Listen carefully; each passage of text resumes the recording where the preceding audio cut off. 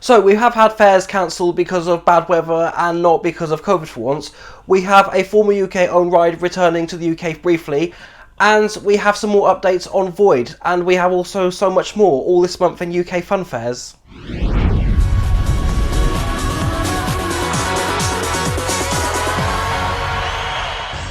So hello and welcome to the May 2021 edition of this month in UK Funfairs. So we are now in June, and this is supposedly the month where most COVID restrictions are lifted, for example masks, social distancing and limited capacity.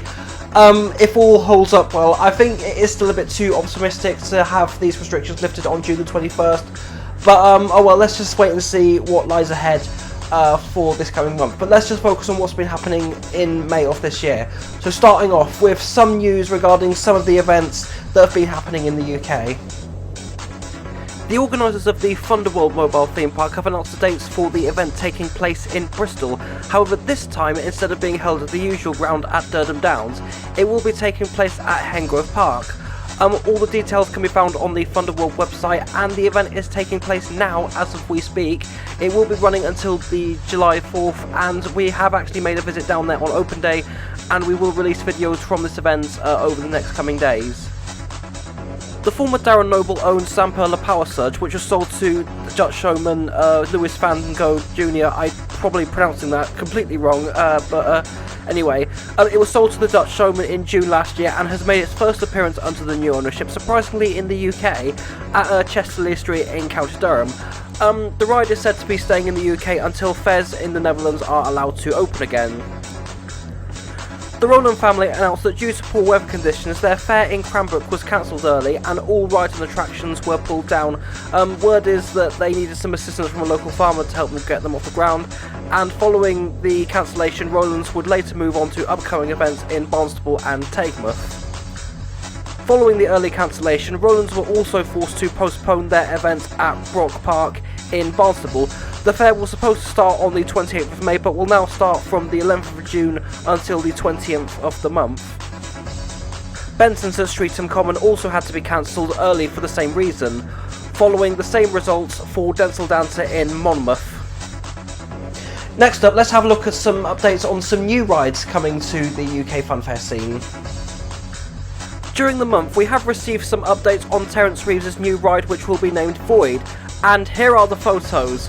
So from the pictures they have shown in the ride's Facebook page, this confirms it will be a 4-arm extreme from Tivoli, but in terms of the theming of the ride, it will definitely be something fresh and new, so we can't wait to see how the final ride will look. After being in the works for a while now, the 4th Super Trooper from PWS has finally been complete. It was originally set to be for James Danter, but word is that he has ended up cancelling his order, so the ride is actually for South Wales showman Henry Stutt. He picked up the ride on the 19th of this month, and it's making its debut at Ilford in Essex, initially until the 1st of August, but word is that it could be pulling out of the event early to do some fairs in the South West and South Wales. Brothers Craig and Lee Danter have both bought a waltzer from Lund's Tivoli in Norway. The ride was built back in 1988 by ARM UK Limited, and it's unconfirmed what work will be carried out on the ride, but it should be as named Danterized, as the new owners are looking for fairs and events for the machine to take place, and we cannot wait to see what work will be carried out on this ride. And finally, let's have a look at some changes to rides on the UK Funfair scene. Michael Thompson's Jackson Waltzer is now owned by son Marcus as of the end of 2020. The ride made its first appearance under the new ownership at the village of Hemswell Cliff, which is in the West Lindsey district of Lincolnshire. Now, back in November of 2019, David Taylor has sold his Air Max 360 ride to a buyer in Spain. The ride is a hang junk from Safeco and has had a troubled history which we won't comment on for this episode as it would be too long, but the name of the Spanish buyer was unnamed until recently this month, and that buyer is the Almazan brothers. The ride has been seen at Ferrada de la Mana, something I cannot pronounce, Ferrada de Almanza. I've definitely pronounced that wrong, I'm sorry about that. John Jennings has sold his Sizzler PWS twist to Henry Stutt, despite placing an order for a brand new machine from the manufacturer, which is still being made by the way. It is understood that Henry has bought this ride as a secondary attraction which could potentially be seen at long-term events.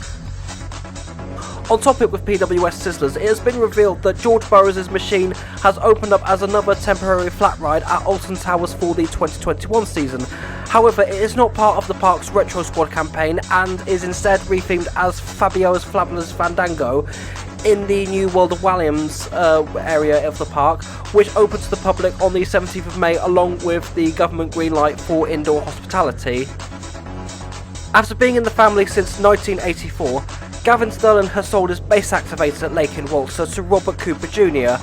At the time of recording this, we do not have confirmation and information on where Robert will first be taking this ride, but it could be some point within the next couple of months. Tucson Evans has sold his The Cage Sam Ward Roundup to Baron Cohen. This is another ride where we do not have confirmation on where the ride will be making its first appearance under the new ownership, but could be some point later on in the next couple of months or some point later this year. That's it, and back to the studio-ish. And that's it for this month at UK Funfairs. So let's just wait and see what June holds up, because with some of the dates and some of the proposals, mainly the June 21st, which I just mentioned earlier in the video, it could be pretty interesting. I do hope that all holds up well. I hope enough people are vaccinated actually to allow this to be possible. But I do want to talk about something that I will release 2 hours after this has gone out, so keep an eye out for that. And with all that being said, thank you so much for watching this video and see you later.